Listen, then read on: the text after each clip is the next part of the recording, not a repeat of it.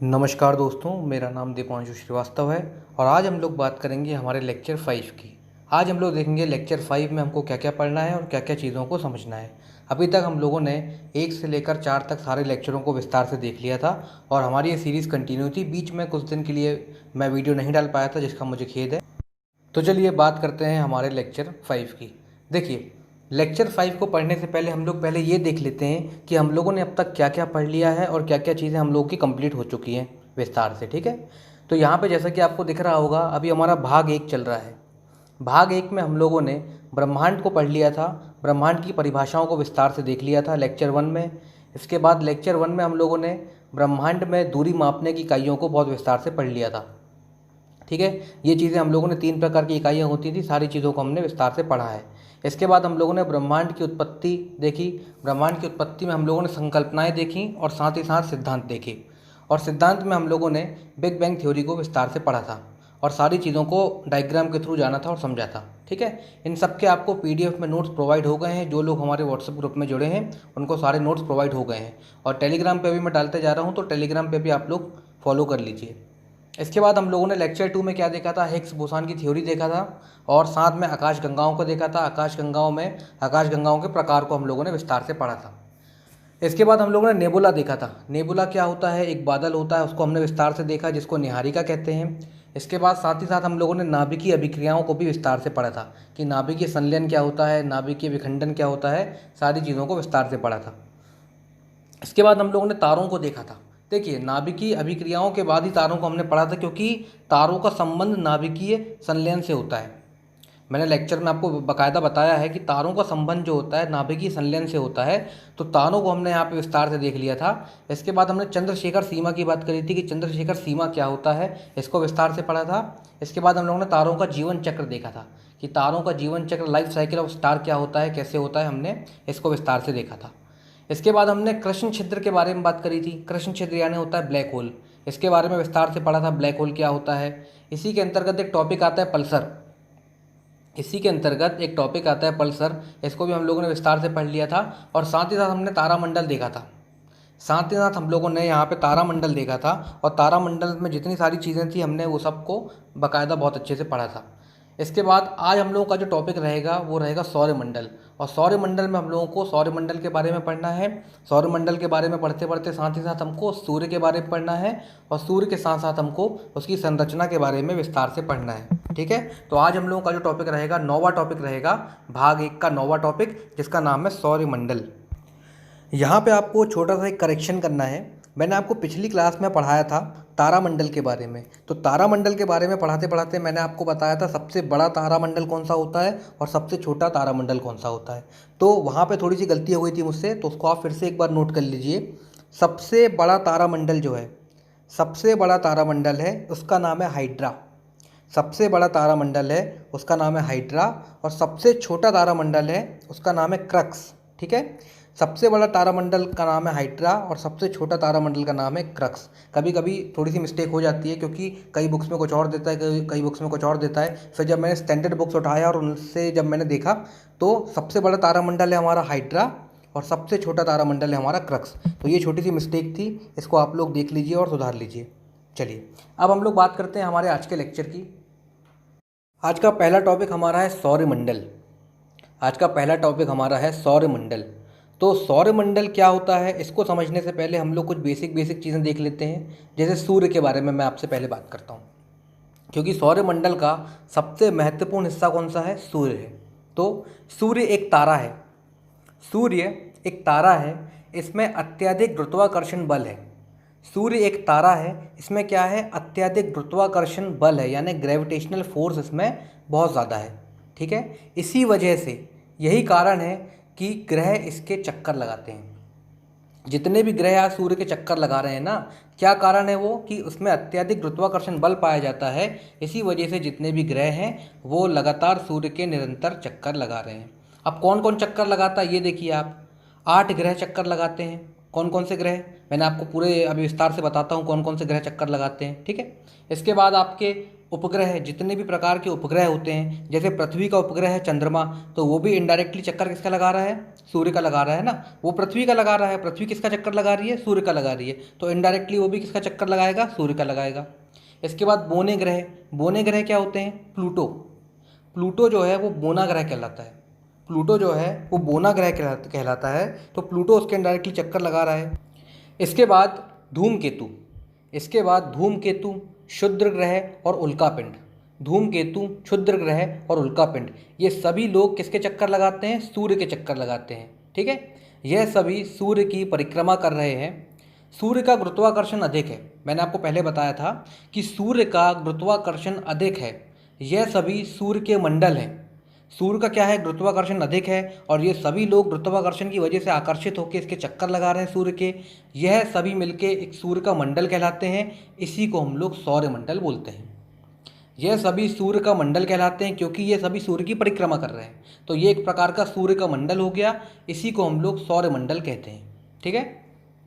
अब देखिए कुछ आगे बात दी गई है कि सूर्य में गुरुत्वाकर्षण बल है, सूर्य में गुरुत्वाकर्षण बल है, वह पृथ्वी को अपनी ओर खींचता है, ठीक है। मैंने आपको बताया था कि सूर्य में जो है गुरुत्वाकर्षण बल है, वो क्या करता है, पृथ्वी को अपनी ओर खींचता है, अपनी ओर आकर्षित करता है। लेकिन पृथ्वी में भी गुरुत्वाकर्षण बल है, सूर्य में तो है ही है, साथ में पृथ्वी में भी गुरुत्वाकर्षण बल है, तो सूर्य अपनी तरफ खींच रहा है, पृथ्वी के पास भी गुरुत्वाकर्षण बल है, तो पृथ्वी अपनी तरफ खींच रही है। लेकिन सूर्य का गुरुत्वाकर्षण बल ज़्यादा है, पृथ्वी का कम है, तो क्या होता है, दोनों एक दूसरे को अपने अपने अपने आसपास में खींचते हैं, लेकिन एक जगह पे आके दोनों का बल क्या होता है, बैलेंस हो जाता है। एक जगह में क्या होता है, दोनों का बल आके बैलेंस हो जाता है, और जहाँ वो बैलेंस हो जाता है वहीं से पृथ्वी उसके चक्कर लगाना चालू कर देती है निरंतर, वहीं से क्या होता है, पृथ्वी सूर्य के चक्कर लगाना चालू कर देती है। तो क्या लिखा है इसमें कि सूर्य में गुरुत्वाकर्षण बल है, वह पृथ्वी को अपनी ओर खींचता है, पृथ्वी में भी गुरुत्वाकर्षण बल है, इसी वजह से दोनों एक जगह आकर बैलेंस हो जाते हैं। इसी वजह से क्या होता है दोस्तों कि वो अपनी जगह में एक जगह में आकर बैलेंस हो जाते हैं, और पृथ्वी सूर्य के चक्कर लगाने लगती है, और पृथ्वी जो है सूर्य के चक्कर लगाने लगती है। अगर पृथ्वी का गुरुत्वाकर्षण बल खत्म हो गया, मान लीजिए अगर पृथ्वी का गुरुत्वाकर्षण बल खत्म हो गया, तो पृथ्वी सीधे जाके सूर्य में समा जाएगी, पृथ्वी जो है सीधे जाके सूर्य में समा जाएगी, क्योंकि सूर्य का गुरुत्वाकर्षण बल उसको अपनी तरफ खींच लेगा। इसलिए ऐसा नहीं होता है, पृथ्वी में भी गुरुत्वाकर्षण बल है, सूर्य में भी गुरुत्वाकर्षण बल है, दोनों एक दूसरे को अपनी ओर आकर्षित करते हैं, और एक पॉइंट पे आके वो बैलेंस हो जाते हैं, दोनों एक दूसरे को बैलेंस कर लेते हैं, और उसी पॉइंट पर पृथ्वी सूर्य के चक्कर लगाने लगती है। ये बात आपको ध्यान रखना है। ये देखिए, अब हम लोग देखते हैं हमारे सौरमंडल में कौन कौन से ग्रह हैं। सबसे पहले सूर्य की जो सबसे नज़दीक है, इसका नाम है मरकरी, मरकरी का मतलब होता है बुध, मरकरी का मतलब होता है बुध। इसके बाद हम अगले ग्रह की बात करते हैं जो है वीनस, वीनस मतलब होता है शुक्र, ठीक है। ये सबसे ज़्यादा चमकता हुआ तारा है। हालांकि आगे जब हम ग्रह पढ़ेंगे तो एक एक ग्रह को विस्तार से हम लोग पढ़ेंगे, अभी आपको जस्ट बेसिक ओवरव्यू दे रहा हूँ मैं इस चीज़ का कि जो वीनस है, जो शुक्र है, ये सबसे ज़्यादा चमकता हुआ ग्रह है पूरे सौरमंडल में। इसके बाद बात करते हैं पृथ्वी की, तो पृथ्वी जो है तीसरे नंबर का ग्रह है। सबसे पहले कौन सा हो गया, सबसे पहले हो गया बुध, फिर हो गया शुक्र, इसके बाद आएगी पृथ्वी जिस पे हम लोग रहते हैं। इसके बाद आता है मार्स, मार्स यानी होता है मंगल, ठीक है। इसके बाद आता है जुपिटर, जुपिटर यानी होता है बृहस्पति, ये हमारे सौरमंडल का सबसे बड़ा ग्रह है, ये हमारे सौरमंडल का सबसे बड़ा ग्रह जैसे कि आपको मैप में दिख रहा है। इसके बाद आता है सैटर्न, सैटर्न यानी होता है शनि, ठीक है। इसके बाद आता है अरुण, अरुण मतलब होता है यूरेनस, और फिर आता है नेपच्यून, नेपच्यून का मतलब होता है वरुण, अरुण और वरुण, ठीक है। मरकरी, वीनस, अर्थ, मार्स, जुपिटर, सैटर्न, यूरेनस और नेपच्यून। बुध, शुक्र, पृथ्वी, मंगल, बृहस्पति, शनि, अरुण और वरुण, ये सब हमारे सौरमंडल के अंतर्गत आते हैं, और ये सभी सूर्य के चक्कर लगा रहे हैं, ये सभी निरंतर सूर्य की परिक्रमा कर रहे हैं, ठीक है। चलिए आगे बढ़ते हैं। अब हम लोग आते हैं सौरमंडल की परिभाषा पे कि सौरमंडल की परिभाषा क्या है, हमको एग्जाम में क्या लिखना है, अब हम उस पर बात करते हैं।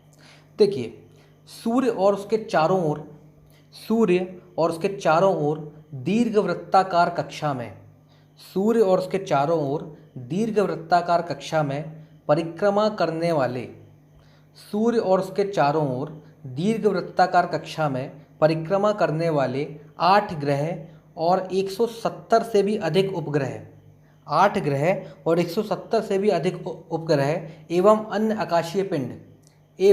अन्य आकाशीय पिंड जैसे कि बोने ग्रह, धूमकेतु, क्षुद्र ग्रह, उल्का पिंड के मंडलों को सौरमंडल कहा जाता है।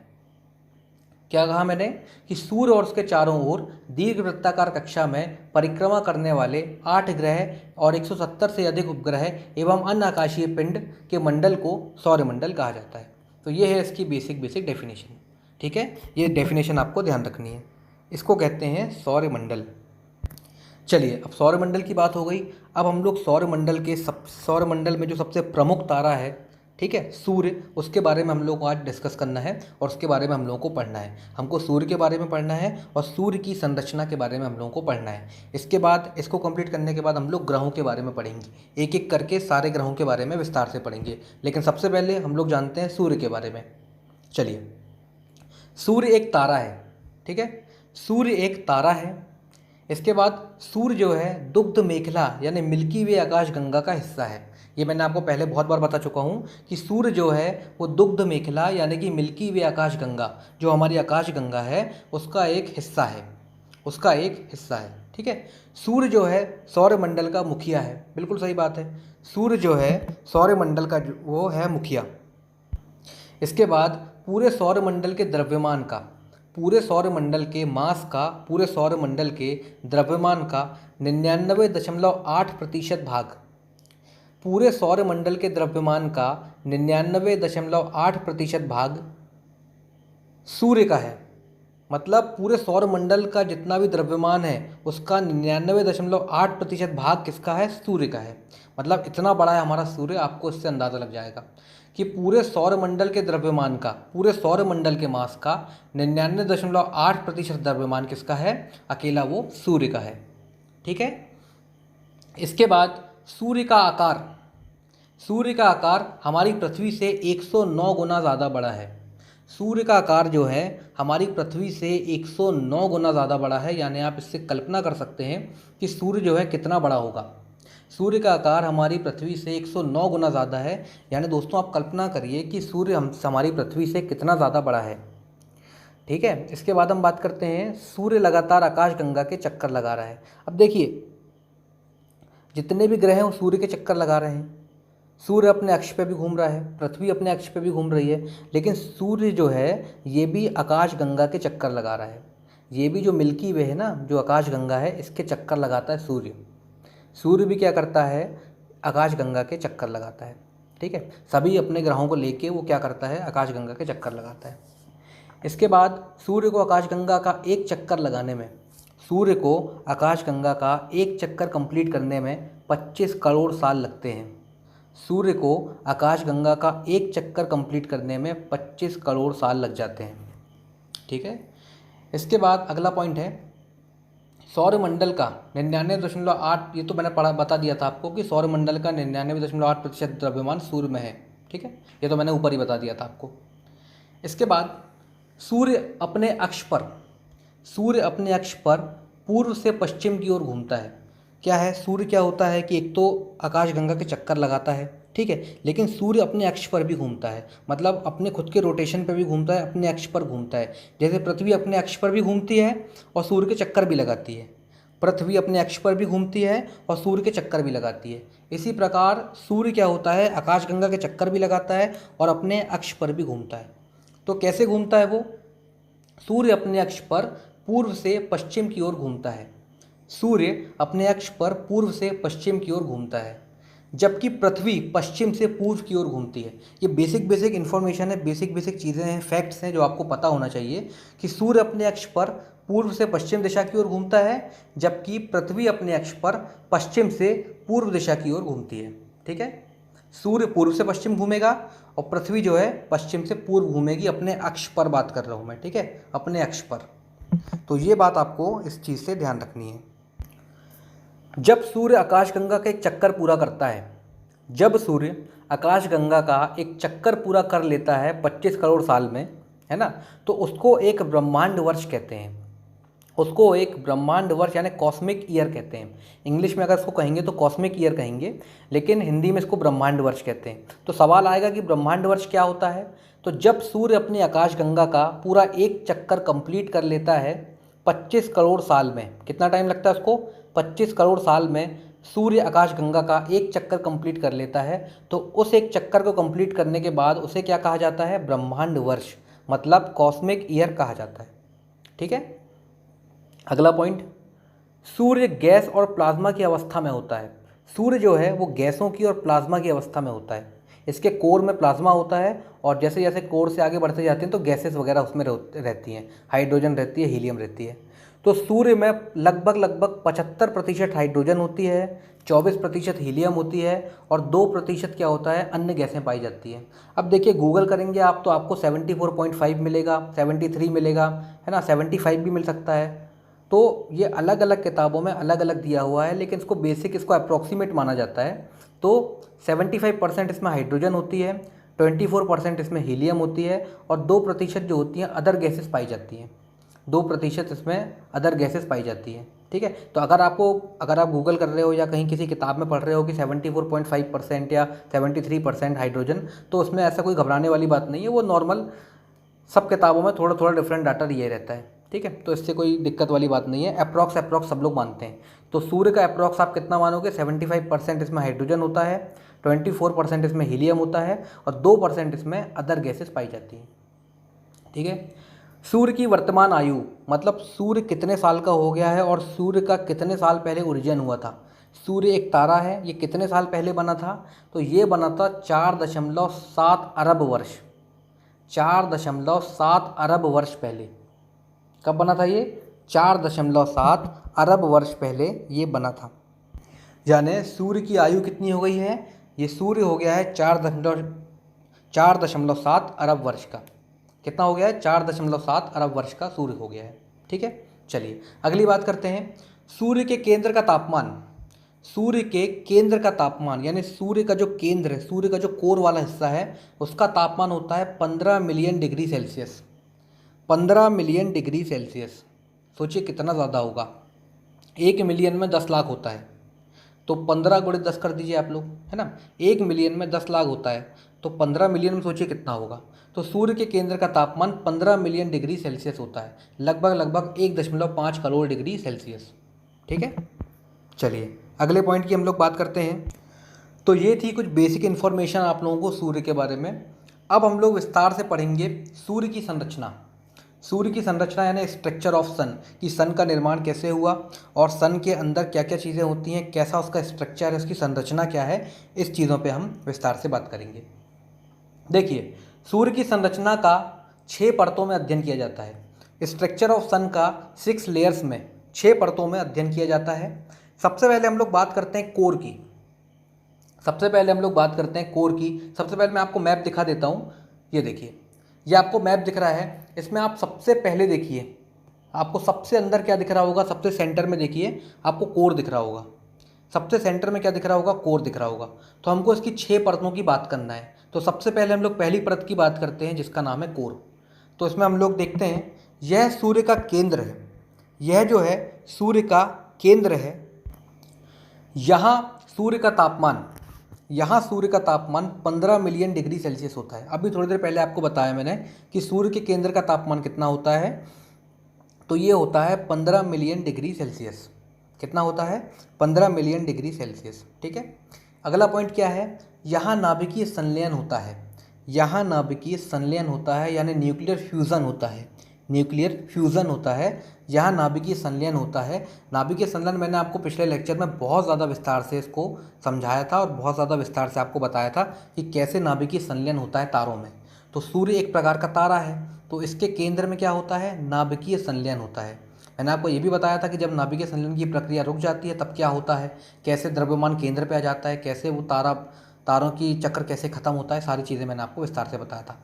चलिए बहरहाल हम लोग अपने पॉइंट पे बात करते हैं। तो यहाँ नाभिकीय संलयन होता है, 4 हाइड्रोजन मिलकर एक हीलियम बनाते हैं। 4 हाइड्रोजन मिलकर क्या करेंगे, एक हीलियम बनाते हैं। ठीक है। तो कोर में, केंद्र में क्या क्या होता है, सबसे पहले यहाँ का तापमान की अगर मैं बात करूँ तो 15 मिलियन डिग्री सेल्सियस यहाँ का तापमान है। यहाँ पे नाभिकीय संलयन की प्रक्रिया होती है। नाभिकीय संलयन यानी न्यूक्लियर फ्यूज़न की प्रक्रिया होती है। 4 हाइड्रोजन मिलकर एक हीलियम बनाते हैं कोर, कोर में क्या होता है, प्लाज्मा, प्लाज्मा होता है, मतलब कोर जो होता है वहाँ प्लाज्मा की अवस्था में होता है। कोर जो होता है, कोर केंद्र जो होता है इसका, वो प्लाज्मा की अवस्था में पाया जाता है। ठीक है, और यहाँ पे अत्यधिक घनत्व पाया जाता है। केंद्र में अत्यधिक घनत्व पाया जाता है। कोर के केंद्र में क्या होता है, अत्यधिक घनत्व पाया जाता है। तो आपको 4 बातें इसमें ध्यान रखनी है। सबसे पहले, कोर जो होता है ये सूर्य का केंद्र है, यह सूर्य का केंद्र है। यहाँ पे सूर्य का तापमान 15 मिलियन डिग्री सेल्सियस होता है। 1 मिलियन यानी 10 लाख, तो 15 मिलियन यानी आप लोग कैलकुलेट कर लेना, 1.5 करोड़ डिग्री सेल्सियस सबसे ज़्यादा तापमान यहाँ पे होता है। यहाँ पे नाभिकीय संलयन की प्रक्रिया होती है, यहाँ पे नाभिकीय संलयन की प्रक्रिया होती है। इसके बाद 4 हाइड्रोजन मिलकर एक हीलियम बनाते हैं। कोर प्लाज्मा अवस्था में रहता है। कोर जो होता है यह हमेशा प्लाज्मा की अवस्था में रहता है और यहाँ पे अत्यधिक घनत्व पाया जाता है, यहाँ पे अत्यधिक डेंसिटी पाई जाती है। ये बात आपको ध्यान रखनी है। ठीक है, तो एक बार फिर से मैप देख लीजिए। कोर की हम लोग ने बात कर चुके हैं। अब हमारा अगला टॉपिक कह रहा हूँ, अब हमारा अगला हम लोग चलेंगे विकिरण मेखला। अगली परत की हम लोग बात करते हैं, इसका नाम है विकिरण मेखला। विकिरण मेखला यानी रेडिएटिव जोन। रेडिएटिव जोन एक बार मैप में देख लीजिए आप लोग। ये देखिए, ये हमने कोर की बात करी। कोर के जस्ट ऊपर अगली लेयर की हम लोग बात करते हैं, अगली परत की हम लोग बात करते हैं। इसका नाम है रेडिएटिव जोन यानी विकिरण मेखला। ठीक है, इसमें आपको 2 बातें ध्यान में रखनी है। देखिए, जो ऊर्जा कोर से निकलती है, न्यूक्लियर फ्यूज़न की प्रोसेस हो रही है, नाभिकीय संलयन की प्रोसेस हो रही है कहाँ पे, केंद्र में, तो उससे ऊर्जा निकलती है। तो जो भी ऊर्जा केंद्र से निकलती है, जो भी ऊर्जा कोर से निकलती है, वह विद्युत चुंबकीय तरंगों के रूप में निकलती है। वह किस रूप में निकलती है, वह विद्युत चुंबकीय तरंगों के रूप में निकलती है। ठीक है, विद्युत चुंबकीय तरंगों के रूप में निकलती है। और विकिरण मेखला केंद्र को चारों ओर से ढकी हुई है। विकिरण मेखला जो है, जो रेडिएटिव जोन है, वो केंद्र को यानी कि कोर को चारों ओर से ढका हुआ है। तो ये 2 पॉइंट आपको इसमें ध्यान रखना है कि जो ऊर्जा कोर से निकल रही है वे किस रूप में निकलेगी, विद्युत चुंबकीय तरंगों के रूप में निकलेगी। ठीक है, इलेक्ट्रोमैग्नेटिक वेव्स के रूप में निकलेगी।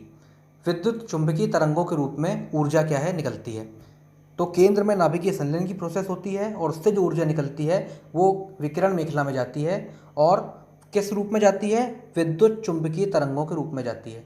और ये विकिरण मेखला क्या करता है, कोर को चारों ओर से ढका हुआ है, इसने कोर को चारों ओर से घेरा हुआ है। ठीक है, तो ये दोनों चीज़ें आपको ध्यान रखनी है।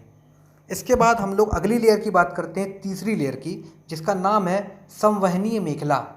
संवहनीय मेखला, कन्वेक्शन या कन्वेक्टिव जोन। ठीक है, संवहनीय मेखला, इसमें आपको 2 बातें ध्यान रखनी है इसमें भी, कि संवहनीय मेखला में सूर्य के पदार्थों में चक्रीय गति होती है। संवहनीय मेखला में क्या होगा, सूर्य के जो भी पदार्थ होते हैं उसमें चक्रीय गति होती है।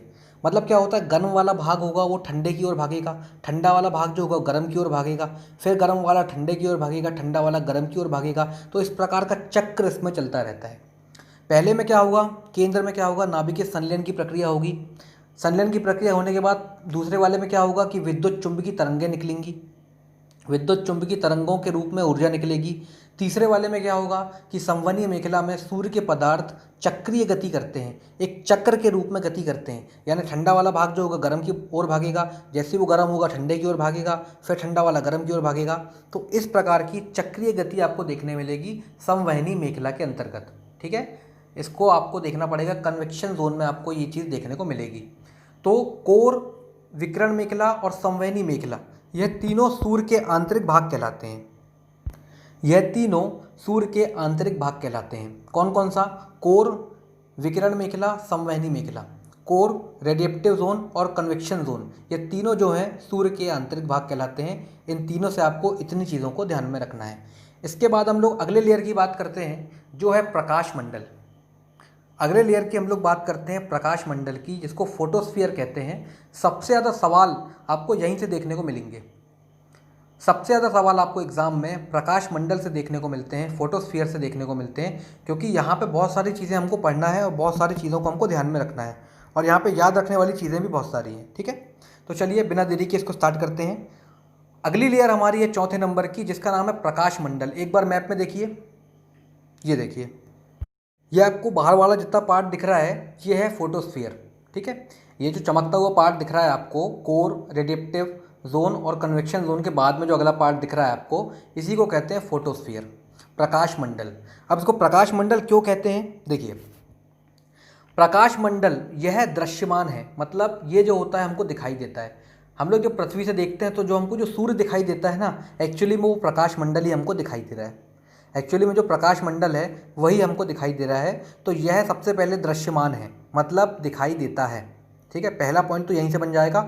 सवाल सीधा सीधा आएगा कि सूर्य का कौन सा लेयर है, सूर्य की कौन सी परत है जो हमको दिखाई देती है? तो प्रकाश मंडल, फोटोस्फीयर है जो हमको दिखाई देता है। यहाँ से आपके बेसिक क्वेश्चन बन जाते हैं, ठीक है। वन डे एग्जाम वाले क्वेश्चन यहाँ से आपके कवर हो जाएंगे। इसके बाद इसका तापमान की अगर मैं बात करूँ तो इसका तापमान 6000 डिग्री सेल्सियस होता है। इसका तापमान कितना होता है? इसका तापमान होता है 6000 डिग्री सेल्सियस। इसके बाद यहाँ छोटे छोटे दाने पाए जाते हैं, यहाँ छोटे छोटे दाने पाए जाते हैं, इन्हें कर्णिकाएँ कहा जाता है, इन्हें कणिकाएँ कहा जाता है। संवहनी मेखला में चक्रीय गति होती है। इससे पहले मैंने आपको क्या बताया था कि संवहनी मेखला में चक्रीय गति होती है, गर्म से ठंडा हो रहा है, ठंडा से गर्म हो रहा है, एक प्रकार की चक्रीय गति होती है। तो संवहनी मेखला में चक्रीय गति होती है। चक्रीय गति होने के कारण प्रकाश मंडल में कणिकाएँ पाई जाती हैं। तीसरी लेयर में, तीसरी परत में, संवहनी मेखला में चक्रीय गति होने के कारण चौथी परत में यानी प्रकाश मंडल में क्या पाया जाता है? कणिकाएँ पाई जाती हैं, छोटे छोटे कण पाए जाते हैं, ठीक है। इसके बाद कण के साथ साथ इसमें सौर कलंक पाया जाता है, सन स्पॉट पाया जाता है। एक बार मैप में देखिए, ये देखिए, ये फोटोस्फीयर है और फोटोस्फीयर के ऊपर देखिए सन स्पॉट लिखा है। सन स्पॉट यानी सूर्य कलंक, यानी काले काले धब्बे जो आपको दिख रहे हैं ना, सौर कलंक, इसी को कहा जाता है सन स्पॉट। तो इसमें सन स्पॉट पाया जाता है फोटोस्फीयर में, ठीक है। अब क्या होता है सन स्पॉट, इसको विस्तार से हम लोग समझते हैं। सूर्य के प्रकाश मंडल पर अस्थायी घटनाएं जो धब्बों के रूप में दिखाई देती हैं उन्हें सौर कलंक कहते हैं। सूर्य के प्रकाश मंडल में, यानी इसी लेयर की बात हो रही है, सूर्य के प्रकाश मंडल में क्या होता है? कुछ ऐसी अस्थायी घटनाएं होती हैं, कुछ ऐसी अस्थायी घटनाएं होती हैं जो धब्बे के रूप में दिखाई देती हैं, जो धब्बे के रूप में दिखाई देती हैं उन्हें सौर कलंक यानी सन स्पॉट कहा जाता है, ठीक है। मैप में आपको दिखा दिया मैंने, एक बार फिर से देख लीजिए कि ये आपका फोटोस्फीयर है, फोटोस्फीयर में आपको सन स्पॉट दिखाई दे रहा है। ये आपका ये काला काला जो पार्ट दिख रहा है आपको, ये है आपका सन स्पॉट, है ना। तो ये चीज़ आपको ध्यान रखनी है। यह काले धब्बे पाए जाते हैं, यहाँ पे काले धब्बे पाए जाते हैं। इसे गैलीलियो नाम के वैज्ञानिक ने पहली बार खोजा था। गैलीलियो गैली नाम के एक वैज्ञानिक हैं, उन्होंने इसकी खोज की थी। तो यहाँ से आपके एक और क्वेश्चन बन जाएगा कि प्रकाश मंडल की खोज किस वैज्ञानिक ने करी? तो गैलीलियो गैली नाम के वैज्ञानिक ने इस प्रकाश मंडल की खोज करी, ठीक है। इसके बाद सौर कलंक यानी सन स्पॉट का तापमान कितना होता है? सन स्पॉट यानी सौर कलंक का तापमान कितना होता है? इसका तापमान होता है लगभग 1500 डिग्री सेल्सियस से लेकर 4000 डिग्री सेल्सियस तक। तो सौर कलंक का तापमान कितना होगा? 1500 डिग्री सेल्सियस से लेकर 4000 डिग्री सेल्सियस तक इसका तापमान होता है। अब कई कई किताबों में अलग दिया है, कई कई किताबों में 2000 से लेकर 4000 दिया है, कई किताबों में 2500 से लेकर 4000 दिया है। तो इसमें भी घबराने की कोई ज़रूरत नहीं है, इसमें कोई टेंशन लेने वाली बात नहीं है। ये एग्ज़ाम में नहीं आता, ये तापमान प्रकाश मंडल का एग्ज़ाम में नहीं आता, क्योंकि अलग अलग किताबों में अलग अलग वर्णन दिया है। मैंने लगभग सारी स्टैंडर्ड की किताबों में देखा है, इवन एनसीईआरटी में भी देखा है, तो अलग अलग किताबों में अलग अलग दिया है। तो हमको एक मोटा मोटा ओवरव्यू लेके चलना है कि इसका तापमान कितना होगा। लगभग 1500 डिग्री सेल्सियस से लेकर 4000 डिग्री सेल्सियस तक इसका तापमान होगा, ठीक है। अब देखिए, अभी इतना ज़्यादा तापमान था, ऊपर देखिए 6000 डिग्री सेल्सियस तापमान था, लेकिन सौर कलंक का तापमान कितना है? 1500 डिग्री सेल्सियस से 4000 डिग्री सेल्सियस।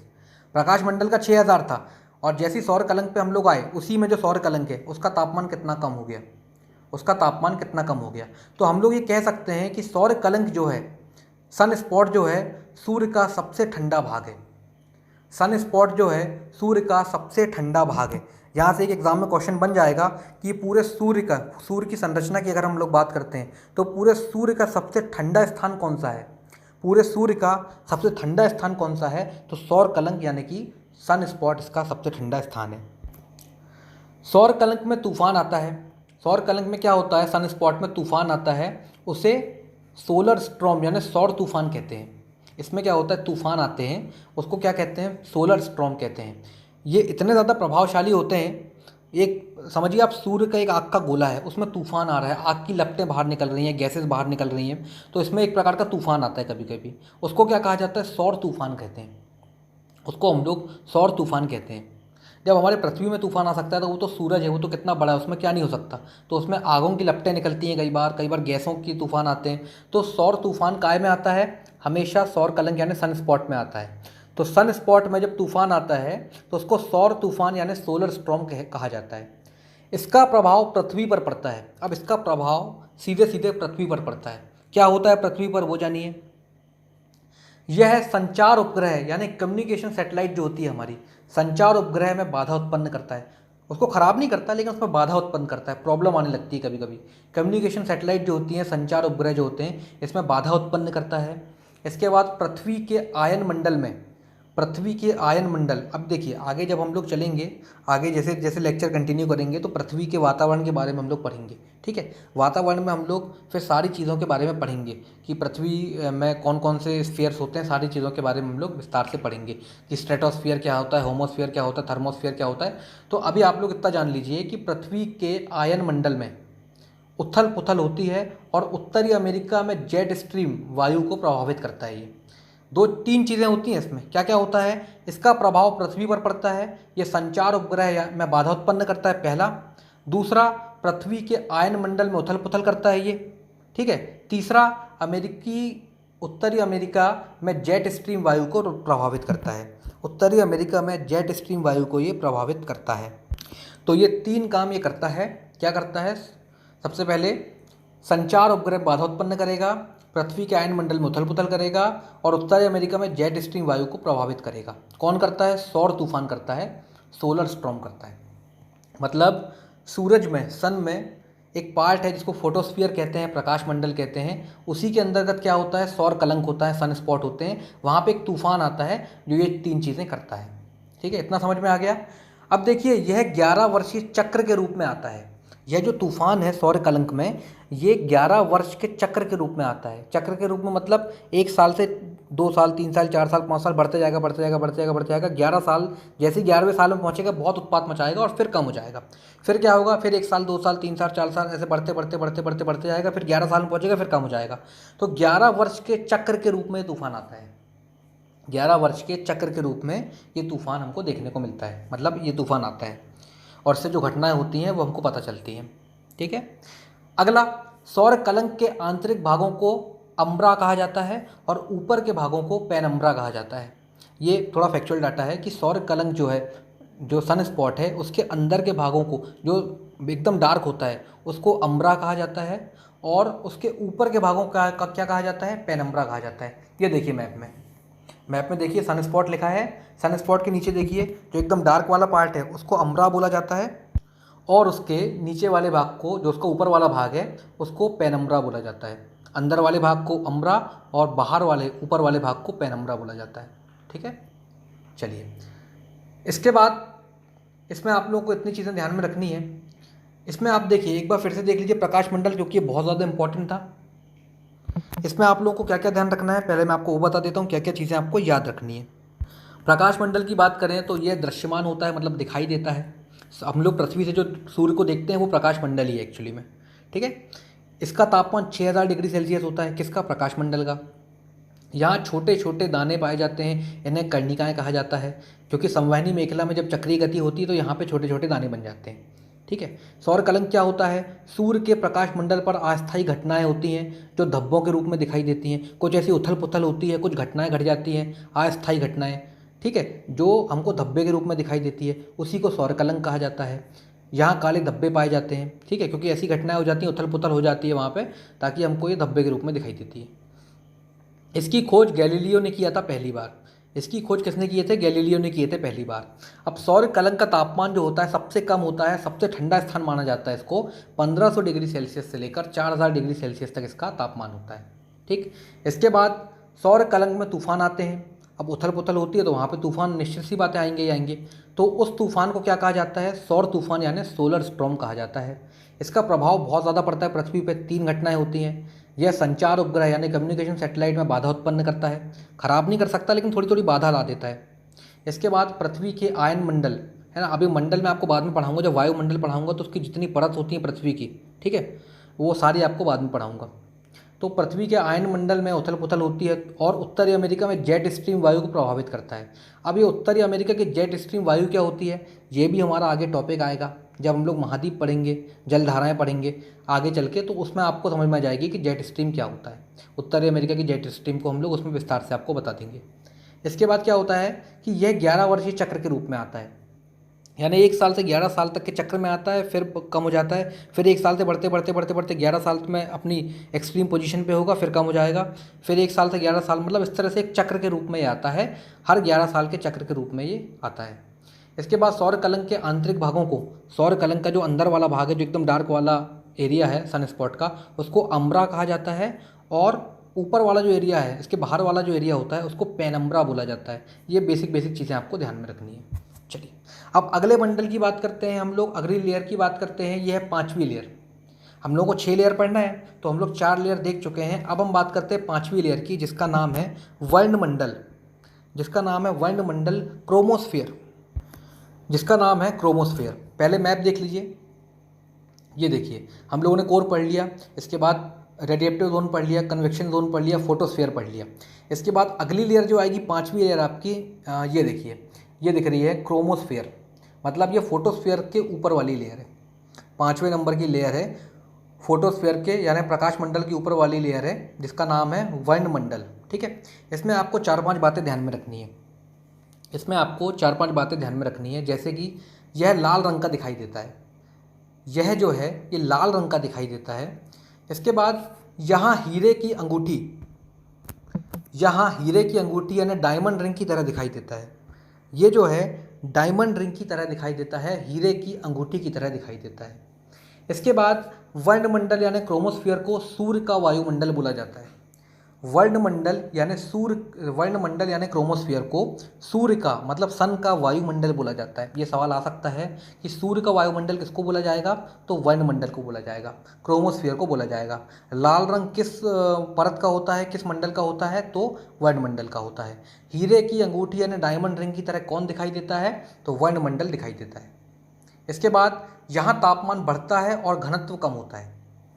देखिए मैंने आपको स्टार्टिंग में बताया था कि केंद्र में बहुत ज़्यादा घनत्व होता है, कोर में केंद्र में बहुत ज़्यादा घनत्व होता है, लेकिन जैसे जैसे हम ऊपर बढ़ते जाएंगे, दूसरी लेयर, तीसरी लेयर, चौथी लेयर, 5वीं लेयर, तो घनत्व तो कम होता जाएगा लेकिन तापमान बढ़ता जाएगा। घनत्व कम होगा लेकिन तापमान यहाँ पे और बढ़ता जाएगा। तो यहाँ का, हालांकि केंद्र का तापमान तो बहुत ज़्यादा था, लेकिन यहाँ का भी तापमान देखिए 5000 डिग्री सेल्सियस से लेकर 20,000 डिग्री सेल्सियस तक होता है। यहाँ का तापमान जो होता है ये 5000 डिग्री सेल्सियस से लेकर 20,000 डिग्री सेल्सियस तक होता है। ये बात आपको ध्यान में रखनी है, ठीक है। इसके बाद अगला पॉइंट क्या है कि वर्णमंडल सामान्यतः दिखाई नहीं देता। ये जो वर्णमंडल है ना, ये हमको दिखाई नहीं देता। ये जो वर्णमंडल है, क्रोमोस्फियर है, ये हमको ऐसे यूजुअली दिखाई नहीं देता। हमको दिखाई देता है प्रकाश मंडल। हमको जो दिखाई देता है प्रकाश मंडल, इसलिए हमने पहले पढ़ा था कि प्रकाश मंडल जो है वो दृश्यमान है, वो हमको आसानी से दिखाई देता है। लेकिन वर्णमंडल जो है हम लोगों को दिखाई नहीं देता। वर्णमंडल हम लोगों को दिखाई नहीं देता। ये कब दिखाई देता है, इसकी एक कंडीशन बनती है। ये कब दिखाई देगा, जब जब पूर्ण सूर्य ग्रहण पड़ेगा, जब जब पूर्ण सूर्य ग्रहण पड़ेगा, कंप्लीट सोलर इक्लिप्स पड़ेगा, कंप्लीट सोलर इक्लिप्स पड़ेगा, पूर्ण सूर्य ग्रहण पड़ेगा, तब ये हमको दिखाई देता है, तभी वर्णमंडल हमको दिखाई देता है। तो ये बातें आप लोगों को समझ में आ गई। एक बार जल्दी से देख लीजिए वर्णमंडल के बारे में। यह लाल रंग का होता है, यहाँ हीरे की अंगूठी यानी डायमंड रिंग की तरह हमको दिखाई देता है, ठीक है। वो भी कब दिखाई देगा, जब सूर्य ग्रहण पड़ेगा, है ना, ऐसे तो दिखाई नहीं देता। वर्णमंडल को सूर्य का वायुमंडल बोला जाता है, वर्णमंडल को सूर्य का वायुमंडल बोला जाता है। यहाँ का तापमान बढ़ता है लेकिन घनत्व यानी डेंसिटी कम होती है। तापमान बढ़ता है, डेंसिटी कम होती है यहाँ पे। इसके बाद तापमान यहाँ पे 5000 डिग्री सेल्सियस से लेकर 20,000 डिग्री सेल्सियस तक का होता है। 5000 डिग्री सेल्सियस से लेकर 20,000 डिग्री सेल्सियस तक का यहाँ पे तापमान होता है। और वर्णमंडल सामान्यतः हमको दिखाई नहीं देता, लेकिन जब जब पूर्ण सूर्य ग्रहण पड़ेगा, जब जब पूर्ण रूप से सूर्य ग्रहण पड़ता है, तब तब ये हमको दिखाई देता है, ठीक है, क्लियर। अब हम लोग अगले मंडल की बात करते हैं, जो कि आखिरी मंडल है हमारा। इसका नाम है कोरोना, ठीक है, इसका नाम है कोरोना। अब इस कोरोना को उस कोरोना के साथ कंपेयर मत करना। इस कोरोना को उस कोरोना के साथ कंपेयर मत करिए। वो कोरोना बीमारी डिसीज़ पेंडेमिक डिसीज़ अलग है, ये कोरोना सूर्य का कोरोना है, ये चीज़ अलग है। ठीक है, इस कोरोना को उसके साथ मत लिंक करना आप लोग। चलिए, अब ये सूर्य के जो आखिरी लेयर है, छठवीं लेयर है, जिसको हम लोग कोरोना कहते हैं, इसके बारे में हम लोग विस्तार से डिस्कस करते हैं, क्योंकि कुछ सवाल यहाँ से भी आपको देखने के लिए मिलेंगे। सबसे पहले हम बात करते हैं तो इसे सूर्य मुकुट भी कहा जाता है। कोरोना को सूर्य का मुकुट कहा जाता है, क्योंकि सबसे ऊपर की लेयर है ना। तो सूर्य को कोरोना को सूर्य का मुकुट कहा जाता है और सूर्य किरीट कहा जाता है। सूर्य मुकुट और सूर्य किरीट, ये दो चीज़ें इसको कहा जाता है। ठीक है, सन क्राउन यानी सूर्य मुकुट कहा जाता है और सूर्य किरीट भी इसको कहा जाता है। ठीक है, इसके बाद इसका तापमान 1 मिलियन डिग्री सेल्सियस से लेकर 2 मिलियन डिग्री सेल्सियस तक का होता है। इसका तापमान देखिए कितना ज़्यादा बढ़ गया, 1 मिलियन डिग्री सेल्सियस से लेकर 2 मिलियन डिग्री सेल्सियस, यानी 10 लाख से 20 लाख डिग्री सेल्सियस तक का होता है। अब आपको ये तापमान याद नहीं रखना है, सिर्फ आपको केंद्र का तापमान ध्यान रखना है, 15 मिलियन डिग्री सेल्सियस बस। ठीक है, सिर्फ आपको केंद्र का तापमान ध्यान में रखना है कि 15 मिलियन डिग्री सेल्सियस होता है कोर का तापमान। और सबसे ठंडा इलाका कौन सा होता है? सन स्पॉट होता है, जो कि प्रकाश मंडल में पाया जाता है। ठीक है, बस ये दो चीज़ें आपको ध्यान रखनी है, बाकी तापमान आपको ध्यान में नहीं रखना है, क्योंकि तापमान नहीं आते एग्जाम में। तो अब क्या होगा, पूर्ण सूर्य ग्रहण के समय ये दिखाई देता है। इसकी भी कंडीशन होती है, पृथ्वी से हम लोग सिर्फ और सिर्फ फोटोस्फीयर को देख सकते हैं। किसको? प्रकाश मंडल को देख सकते हैं, क्योंकि बहुत ज़्यादा प्रकाश चमकता है, जिस वजह से ना हम कोरोना को देख सकते हैं, ना हम लोग वायुमंडल को देख सकते हैं। तो ये भी हमको कब दिखाई देता है? ये भी हमको पूर्ण सूर्य ग्रहण के टाइम पे हमको दिखाई देता है, कंप्लीट सोलर इक्लिप्स के टाइम हमको ये दिखाई देता है। इस मंडल में लाल रंग की लपटें उठती हैं, इस मंडल में लाल रंग की लपटें उठती हैं, जो काफ़ी ऊंचाई तक जाती हैं। अब एक बार आपको मैप दिखा देता हूँ मैं, ये देखिए, ये आपको बाहर वाला जो पार्ट दिख रहा है ना, ये देखिए लपटें उठ रही हैं यहाँ पे। इसमें क्या होता है, लाल रंग की लपटें उठती हैं। इसमें क्या होता है, लाल रंग की लपटें उठती हैं, जो काफ़ी ऊंचाई तक हमको जाती हुई दिखाई देती हैं, जो काफ़ी ऊंचाई तक जाती हुई दिखाई देती हैं। टेलीस्कोप से देखेंगे तो काफ़ी ऊंचाई तक जाती हुई दिखाई देगी। वो क्या कहलाता है? कोरोना कहलाता है। सूर्य की जो छठवीं लेयर होती है, जो आखिरी लेयर होती है, जो सबसे बाहर की लेयर होती है, उसी को कोरोना कहा जाता है। इस मंडल में लाल रंग की लपटें उठती हुई दिखाई देती हैं, जो कि काफ़ी ऊंचाई तक जाती हैं। लाल रंग क्यों? हाइड्रोजन की वजह से, तो काफ़ी ऊंचाई तक जाती हैं। यहाँ एक्सरे किरणें भी निकलती हैं, यहाँ से, मतलब ये कोरोना से एक्सरे किरणें भी निकलती हैं। ठीक है, ये बात आपको ध्यान में रखनी है। तो इससे आपको 3 से 4 पॉइंट ध्यान में रखना है। क्या क्या? इसे सूर्य मुकुट कहा जाता है, इसे सूर्य मुकुट कहा जाता है, सन क्राउन कहा जाता है। इसके बाद इसका तापमान 1 मिलियन डिग्री सेल्सियस से 2 मिलियन डिग्री सेल्सियस होता है, ये तो ध्यान में नहीं रखना है आपको। हाँ, ये कब दिखाई देगा आपको? जब जब पूर्ण सूर्य ग्रहण पड़ेगा, तब तब ये आपको दिखाई देगा, और अन्यथा ये आपको नहीं दिखाई देगा। ठीक है, जब जब पूर्ण रूप से सूर्य ग्रहण पड़ता है, वो हमको दिखाई देता है, बाकी नहीं दिखाई देता है। अब देखिए, आप लोगों ने सुना होगा, कई लोग कहते हैं, बहुत सारे लोग कहते हैं कि सूर्य ग्रहण में बाहर नहीं देखना चाहिए, बाहर, ताकि बहुत ज़्यादा मतलब कुंडली में भी रहता है, ये सब चीज़ें तो खैर अदर बात है। अगर हम साइंटिफिक रूप से बात करें इसकी, अगर हम लोग साइंटिफिक रूप से बात करें, तो क्यों सूर्य ग्रहण नहीं देखना चाहिए? सवाल आता है ना मन में, कि सब लोग कहते हैं, हमारे बड़े बुजुर्ग हमको समझाते हैं कि सूर्य ग्रहण को नहीं देखना चाहिए। तो भाई क्यों नहीं देखना चाहिए, क्या कारण है उसका? उसका कारण एक ही है कि सूर्य ग्रहण के समय पे क्या होता है, सूर्य ग्रहण के समय पे क्या होता है कि प्रकाश मंडल में अत्यधिक प्रकाश की वजह से हमें वायुमंडल और कोरोना दिखाई नहीं देते, ये बात तो आपको पता है। लेकिन सूर्य ग्रहण के समय क्या होता है, चंद्रमा जो होता है सूर्य के प्रकाश मंडल तक के हिस्से को ढक लेता है। चंद्रमा जो है, जब सूर्य ग्रहण लगता है, चंद्रमा बीच में आ जाता है ना, तो चंद्रमा क्या करता है, पृथ्वी के बीच में चंद्रमा जाता है और सिर्फ कौन रहता है? सूरज रहता है। तो चंद्रमा क्या करता है? सूर्य को ढक लेता है। तो सूर्य के प्रकाश मंडल तक के हिस्से को चंद्रमा ढक लेता है, सूर्य के प्रकाश मंडल तक के हिस्से को चंद्रमा ढक लेता है, मतलब प्रकाश मंडल तक का हिस्सा हमको दिखाई नहीं देता। इसके बाद क्या बचा आपका? वायुमंडल बचा, यानी क्रोमोस्फियर बचा, और कोरोना बचा। तो जब वो ढक लेगा तो हमको क्या दिखाई देगा? हमको कोरोना दिखाई देगा, और हमको क्या दिखाई देगा? वायुमंडल दिखाई देगा। ये देखिए कुछ इस प्रकार से, वो सूर्य है इसके पीछे, बीच में चंद्रमा ने आके प्रकाश मंडल तक को छुपा लिया है, और हम पृथ्वी से उसको देख रहे हैं। तो हमको ये लाल लाल लपटें दिखाई दे रही हैं आपको, ये आपकी कोरोना की लपटें हैं। और इसी में जो ये वाइट वाइट क्राउन टाइप का आपको दिखाई दे रहा है, डायमंड रिंग जैसी दिखाई दे रही है आपको, ये आपका वायुमंडल है। ठीक है, कुछ इस तरह से दिखाई देता है। तो सूर्य ग्रहण इसलिए नहीं देखना चाहिए, क्योंकि इससे क्या होता है, हार्मफुल रेस निकलती हैं। ये देखिए, मैंने बताया ना कि कोरोना से एक्सरेज निकलती हैं, एक्सरे किरणें निकलती हैं, जो हमारी आंखों के लिए बहुत ज़्यादा नुकसानदायक होती हैं। जो हमारी आँखों के लिए बहुत ज़्यादा नुकसानदायक होती हैं। उससे हमारी आँखों में सीधा असर पड़ता है और हमारी आँखें कमज़ोर हो जाती हैं।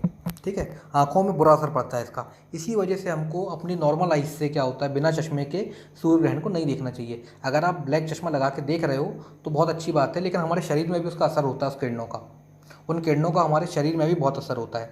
इसलिए हमको सूर्य ग्रहण को ऐसी अपनी नेकेड आइज़ से नहीं देखना चाहिए। ठीक है, तो ये कारण है।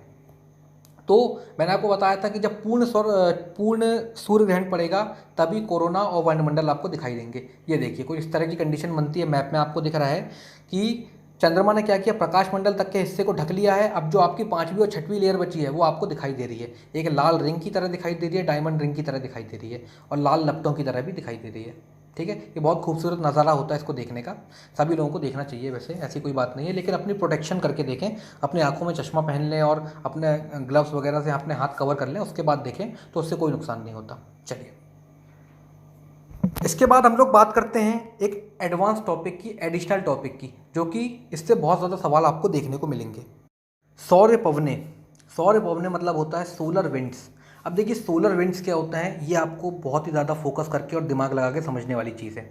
यहाँ पे आपको बहुत ज़्यादा फोकस करके समझना पड़ेगा। इससे पहले जितनी चीज़ें थी वो नोट्स में लिखी हैं बाकायदा, आप पढ़ेंगे तो आपको आराम से समझ में आ जाएंगी, लेकिन ये चीज़ आपको समझना पड़ेगा। ठीक है, ये चीज़ आपको समझना पड़ेगा, और इसी में आगे चल के एक टॉपिक आएगा, वो वहाँ से बहुत ज़्यादा सवाल आपको देखने को मिलेंगे।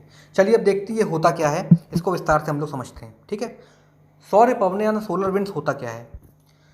सूर्य से यानी सन से लगातार क्या होता है, विद्युत चुंबकीय तरंगें निकलती हैं।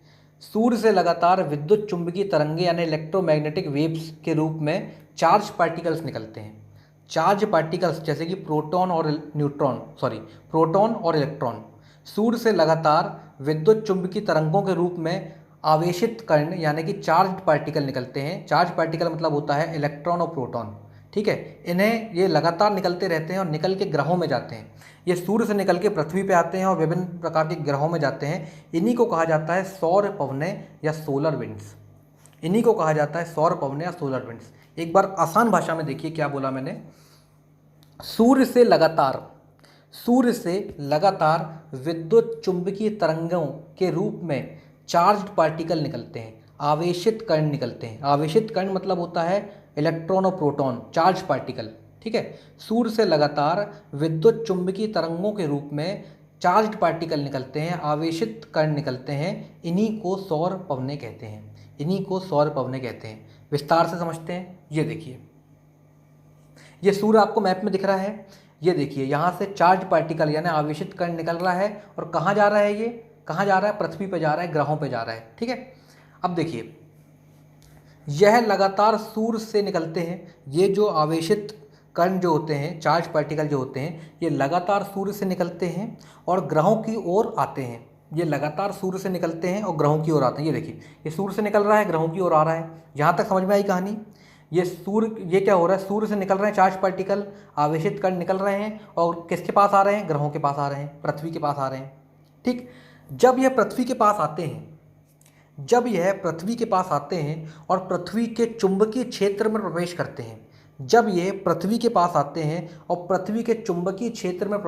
हैं, तो पृथ्वी के उत्तरी और दक्षिण ध्रुव में क्रिया होती है। देखिए पृथ्वी का चुंबकीय क्षेत्र है नॉर्थ पोल साउथ पोल। ठीक है, सबको पता है पृथ्वी का चुंबकीय क्षेत्र है। ये देखिए मैप में, जब ये आवेशित कण सूर्य से निकलकर पृथ्वी पे आते हैं तो क्या होता है, पृथ्वी पे आने के बाद उनके चुंबकीय क्षेत्र में प्रवेश करते हैं। ये देखिए, ये नॉर्थ है, ये साउथ, ये इनका चुंबकीय क्षेत्र है। ये पृथ्वी का चुंबकीय क्षेत्र है नॉर्थ में और ये साउथ में। ठीक है, ये इनका चुंबकीय क्षेत्र है। तो जब ये आवेशित कण पृथ्वी पे आते हैं और इसके चुंबकीय क्षेत्र में प्रवेश करते हैं तो यहाँ पे एक घटना होती है, यहाँ पे एक क्रिया होती है, यहाँ पे एक रिएक्शन होता है। वो क्या रिएक्शन होता है, जब ये सौर पवनें उत्तरी ध्रुव से निकलती हैं यानी उत्तरी ध्रुव को क्रॉस करती हैं। ये देखिए, ये सौर पवनें आ रही हैं और ये उत्तरी ध्रुव में जा रही हैं। नॉर्थ वाले एरिया में देखिए, ये उत्तरी ध्रुव में जा रही हैं। ठीक है, उत्तरी ध्रुव में जा रही हैं ये, और जब ये उत्तरी ध्रुव को क्रॉस करती हैं तो वहाँ पे एक रंगीन प्रकाश दिखाई देता है। ये पवनें आएंगी सौर पवनें आएंगी, ठीक है, और ये आपका उत्तरी ध्रुव में एंटर करेंगी, उत्तरी ध्रुव में एंटर करेंगी। उत्तरी ध्रुव में क्या है? उत्तरी ध्रुव में मैग्नेटिक फील्ड है।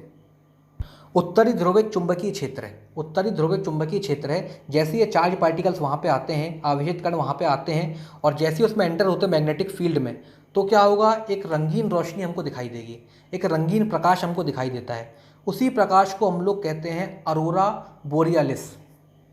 उसी प्रकाश को हम लोग कहते हैं अरोरा बोरियालिस। ये देखिए मैप में, ये देखिए इस तरह से हमको दिखाई देता है, इस तरह से रंगीन प्रकाश हमको दिखाई देता है। जब सूर्य से सौर पवनें निकल के आती हैं, जब सूर्य से सौर पवनें निकल के आती हैं विद्युत चुंबकीय तरंगों के रूप में, चार्ज पार्टिकल के रूप में, और जैसी वो पृथ्वी की चुंबकीय क्षेत्र में एंटर करती हैं नॉर्थ पोल में, तो हमको अरोरा बोरियोलिसिस बनता है और हमको इस तरह से चमकीला आकृति, रंगीन आकृति दिखाई देती है। इसी आकृति को अरोरा बोरियोलिसिस कहते हैं, ठीक है। इसी प्रकार दक्षिणी ध्रुव में भी होता है, यही सेम चीज़ दक्षिणी ध्रुव में भी होगी।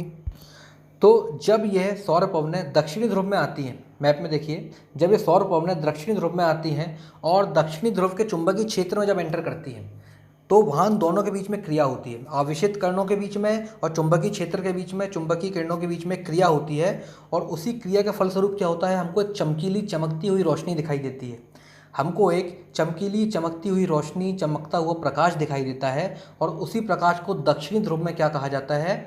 अरोरा ऑस्ट्रियलिस कहा जाता है। ये देखिए, ये है मैप में, अरोरा ऑस्ट्रियलिस इस तरह से दिखाई देता है, चमकीला प्रकाश हमको दिखाई देता है। इसी चमकीले प्रकाश को अरोरा बोरियोलिस नॉर्थ पोल में और साउथ पोल में अरोरा ऑस्ट्रियलिस कहा जाता है। अब ये सवाल जो है ये यूपीएससी मेंस में 1995 में आया था, ठीक है। अरोरा बोरियोलिस क्या होता है, अरोरा ऑस्ट्रियलिस क्या होता है, इसको विस्तार से लिखने के लिए यूपीएससी मेंस में आया था, तो आप लोगों को पता होना चाहिए। एक बार और इजी लैंग्वेज में आप लोगों को समझा देता हूँ। देखिए, सौर पवनों से हम लोग बात करते हैं, स्टार्ट करते हैं, ठीक है। सूर्य से लगातार विद्युत चुंबकीय तरंगों के रूप में चार्ज पार्टिकल यानी आवेशित कण यानी इलेक्ट्रॉन प्रोटॉन निकलते हैं और ये लगातार पृथ्वी की ओर आते हैं। इन्हें कहा जाता है सौर पवनें। इन्हें क्या कहा जाता है? सौर पवनें कहा जाता है।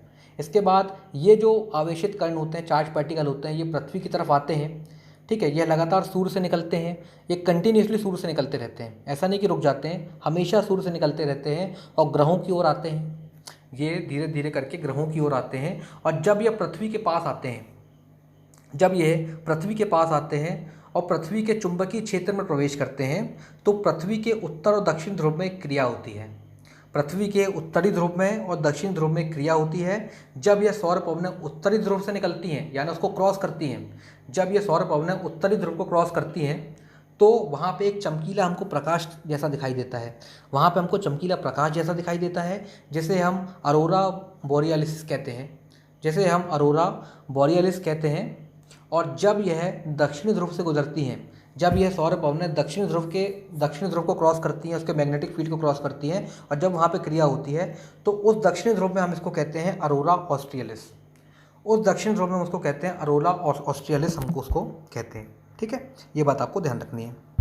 तो उम्मीद करता हूँ आपको अरोरा बोरियोलिस और अरोरा ऑस्ट्रियलिस आपको विस्तार से समझ में आ गया होगा। एक बार मैप में देख लीजिए आप लोग, अरोरा बोरियोलिस कैसा दिखता है, किस तरह से चमकीला हुआ बादल की तरह दिखाई देता है, चमकीले प्रकाश की तरह दिखाई देता है, और अरोरा ऑस्ट्रियलिस भी हमको किस तरह से दिखाई देता है, एक बार आप मैप में देख लीजिए।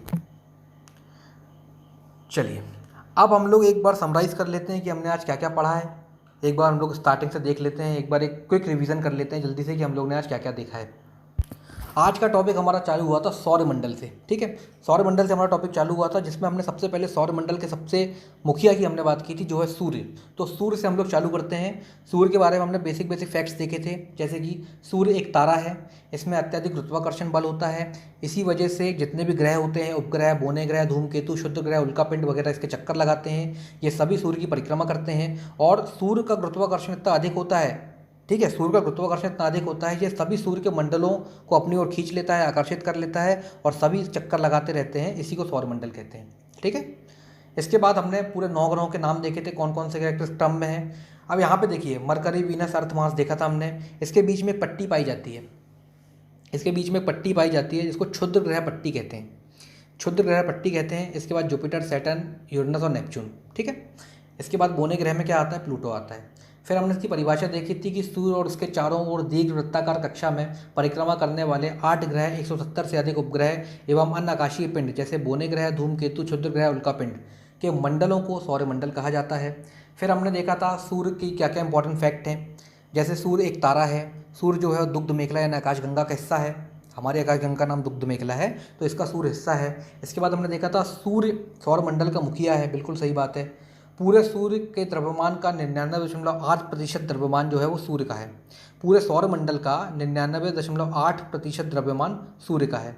फिर हमने बात की थी सूर्य का आकार हमारी पृथ्वी से 109 गुना ज़्यादा बड़ा है। सूर्य का आकार जो है ये हमारी पृथ्वी से 109 गुना ज़्यादा बड़ा है। इसके बाद हमने बात की थी सूर्य लगातार आकाशगंगाओं के चक्कर लगा रहा है। सूर्य जो है कंटिन्यूसली आकाशगंगा के चक्कर लगाता है और एक चक्कर को पूरा करने में उसको 25 करोड़ साल लगते हैं। एक चक्कर को पूरा करने में मेरे दोस्त उसको 25 करोड़ साल लगते हैं। और जब वो एक चक्कर पूरा कंप्लीट कर लेता है तो उसको ब्रह्मांड वर्ष कहा जाता है। ठीक है, क्या कहा जाता है? ब्रह्मांड वर्ष कहा जाता है। इंग्लिश में उसी को कॉस्मिक ईयर कहा जाता है। इंग्लिश में उसी को कॉस्मिक ईयर कहा जाता है। ओके, ये मेंस में बिल्कुल आपको सवाल आ जाएंगे कि ब्रह्मांड वर्ष क्या होता है। ठीक है, ब्रह्मांड वर्ष क्या होता है, कॉस्मिक ईयर क्या होता है, तो आपको 2 लाइन में इसको लिखना पड़ेगा। तो क्या लिखोगे आप, मैं आपको वही बता देता हूँ। क्या लिखोगे आप यहाँ पे? सूर्य लगातार आकाशगंगा के चक्कर लगाता है और उसको एक चक्कर कंप्लीट करने में, सूर्य को एक चक्कर कंप्लीट करने में 25 करोड़ वर्ष लगते हैं। सूर्य को आकाशगंगा का एक चक्कर कंप्लीट करने में 25 करोड़ साल लगते हैं। और जब वो अपना एक चक्कर कंप्लीट कर लेता है तो उसी को कहा जाता है ब्रह्मांड वर्ष, कॉस्मिक ईयर, उसी को कहा जाता है ब्रह्मांड वर्ष। इसके बाद हमने क्या देखा था कि सूर्य अपने अक्ष पर पूर्व से पश्चिम की ओर घूमता है। बिल्कुल सही, पूर्व से पश्चिम की ओर अपने अक्ष पर घूमेगा ये। जबकि पृथ्वी जो है वो पश्चिम से पूर्व की ओर घूमती है। अपने अक्ष पर पृथ्वी पश्चिम से पूर्व की ओर घूमेगी, लेकिन सूर्य उसका उल्टा घूमता है, पूर्व से पश्चिम की ओर घूमता है। ये बिल्कुल आपको ध्यान में होना चाहिए, पता होना चाहिए, बेसिक सी बात है। फिर जब सूर्य आकाशगंगा का चक्कर, ये तो हमने बता दिया आपको। इसके बाद क्या होता है कि सूर्य जो है वो गैस और प्लाज्मा की अवस्था में होता है। गैसों की और प्लाज्मा की अवस्था में होता है। हाइड्रोजन, हीलियम और अदर गैसेस पाई जाती है। सबसे ज़्यादा हाइड्रोजन पाई जाती है 75%, फिर हीलियम पाई जाती है 24%, फिर अदर गैसेस पाई जाती हैं। सूर्य की आयु की बात करते हैं तो 4.7 अरब साल। सूर्य की आयु कितनी थी? 4.7 अरब साल की इसकी आयु है। फिर सूर्य के केंद्र का तापमान कितना था? 15 मिलियन डिग्री सेल्सियस था। ठीक है, ये मैंने आपको बता दिया था। फिर हमने सूर्य की संरचना देखी थी। संरचना में हम लोगों को 6 परत के बारे में विस्तार से पढ़ना था। सबसे पहले हमने बात की कोर की, सबसे आंतरिक परत की हम लोग सबसे पहले बात करते हैं कोर की। तो मैं आपको मैप में दिखाया था कोर कहाँ पे है। फिर आपको कोर के बारे में 4-5 बातें ध्यान में रखनी थी, जैसे कि यह सूर्य का केंद्र है। यहाँ सूर्य का तापमान 15 मिलियन डिग्री सेल्सियस होता है। यहाँ नाभिकीय संलयन होता है, 4 हाइड्रोजन मिलकर एक हीलियम बनाते हैं। कोर प्लाज्मा की अवस्था में होता है और यहाँ अत्यधिक घनत्व यानी डेंसिटी पाई जाती है। ठीक, फिर दूसरी लेयर कौन सी थी? विकिरण मेखला। इसमें 2 बातें आपको ध्यान में रखनी थी कि जो ऊर्जा कोर से निकलती है, वह विद्युत चुंबकीय तरंगों के रूप में निकलती है। और विकिरण मेखला केंद्र को चारों ओर से ढकी हुई है। विकिरण मेखला जो है वो केंद्र को चारों ओर से ढकी हुई है। ये 2 बातें आपको इसमें से ध्यान रखनी है। इसके बाद बात करते हैं संवहनी मेखला की। इसमें हम लोगों ने देखा था संवहनी मेखला में हमको 2 बातें ध्यान रखनी है कि इसमें सूर्य के पदार्थ में चक्रीय गति होती है। सूर्य के पदार्थों में क्या होता है? अगली लेयर में चक्रीय गति होती है ना। ठंडे से गर्म, गर्म से ठंडा हो रहा है, चक्रीय गति हो रही है एक प्रकार की। और ये तीनों, कोर, रेडिएटिव जोन और कन्वेक्शन जोन, ये तीनों आंतरिक भाग हैं। ओके, इसके बाद हमने देखा था प्रकाश मंडल, जो कि सबसे ज़्यादा इंपॉर्टेंट था। प्रकाश मंडल के बारे में हम लोगों ने देखा था और सबसे ज़्यादा इंपॉर्टेंट था। इसमें आपको बहुत सारी बातें ध्यान में रखनी है, जैसे कि प्रकाश मंडल यह दृश्यमान है, हमको दिखाई देता है। इसका तापमान 6000 डिग्री सेल्सियस है। यहाँ छोटे छोटे दाने पाए जाते हैं, इन्हें कणिकाएँ कहा जाता है। संवहनी मेखला में चक्रीय गति होने के कारण प्रकाश मंडल में कणिकाएँ पाई जाती हैं। ओके, इसके बाद एक टॉपिक था इसी से रिलेटेड, प्रकाश मंडल के अंतर्गत आता है सन स्पॉट यानी कि सौर कलंक।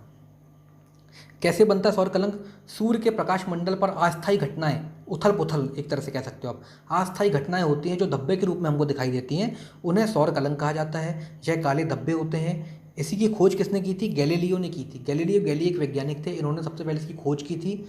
इसके बाद सौर कलंक यानी सन स्पॉट का तापमान जो होता है, ये सबसे ठंडा तापमान होता है पूरे सूर्य का। ठंडा मतलब इतना ठंडा नहीं कि अपन लोग जाके रह लें, 1500 डिग्री सेल्सियस से लेकर 4000 डिग्री सेल्सियस। 1500 आप समझ जाओ कितना ज़्यादा होगा। ठीक है, जब कभी हमारे यहाँ पे 50 डिग्री या 40 डिग्री गर्मी बढ़ती है तो कितनी ज़्यादा गर्मी लगने लगती है, बाहर नहीं निकल सकते हम लोग, तो उसका तापमान 1500 से 4000 डिग्री सेल्सियस। तो एज़ कम्पेयर टू सूर्य के तापमान के अनुसार इतना इसका कम रहता है। इसके बाद हम लोगों ने देखा था कि सौर कलंक में जो तूफान आता है उसको सौर तूफान कहते हैं, सोलर स्टॉर्म कहते हैं। इसका प्रभाव पृथ्वी पर पड़ता है और 3 घटनाएं होती हैं। संचार उपग्रह में बाधा उत्पन्न करता है ये पृथ्वी के आयन मंडल में उथल पुथल मचाता है और उत्तरी अमेरिका की जेट स्ट्रीम की वायु को प्रभावित करता है। ठीक है, 11 वर्ष के चक्र के रूप में आता है ये। 1 साल से 11 साल तक चलेगा, फिर बंद हो जाएगा, फिर 1 से 11 तक चलेगा, फिर बंद हो जाएगा। तो सौर कलंक के आंतरिक भागों को अम्ब्रा कहा जाता है और उसके बाहर के भागों को पेनम्ब्रा कहा जाता है। ठीक है, इसके बाद हमने वर्णमंडल देखा था। वर्णमंडल क्रोमोस्फियर, ये हमको अपनी आंखों से दिखाई नहीं देता। ठीक है, ये अदृश्य होता है, लेकिन हमको कब दिखाई देगा? जब सूर्य ग्रहण पड़ेगा तब दिखाई देगा। इसमें 2-4 बातें आपको ध्यान में रखनी है, जैसे कि यह लाल रंग का होता है, यहाँ हीरे की अंगूठी डायमंड रिंग की तरह दिखाई देता है। वर्णमंडल को सूर्य का वायुमंडल कहा जाता है, जहाँ तापमान बढ़ता है, घनत्व कम होता है और तापमान 5000 से 20,000 डिग्री सेल्सियस तक का होता है। फिर हमने देखा था कोरोना क्या होता है? कोरोना मैंने बताया, ये वाला कोरोना नहीं, ये सूर्य का कोरोना होता है। सूर्य का मुकुट, सूर्य की किरीट कहा जाता है इसको। यहाँ का तापमान 1 मिलियन से 2 मिलियन डिग्री सेल्सियस होता है। जब भी पूर्ण सूर्य ग्रहण पड़ेगा तभी हमको दिखाई देगा। इस मंडल में लाल रंग की लपटें उठती हैं, बहुत ज़्यादा तूफान उठता है, लपटें उठती हैं जो काफ़ी ऊंचाई तक जाती हैं। यहाँ से एक्सरे किरणें निकलती हैं। ठीक है, ये हम लोगों ने देख लिया था। फिर एडिशनल टॉपिक हमारा क्या था?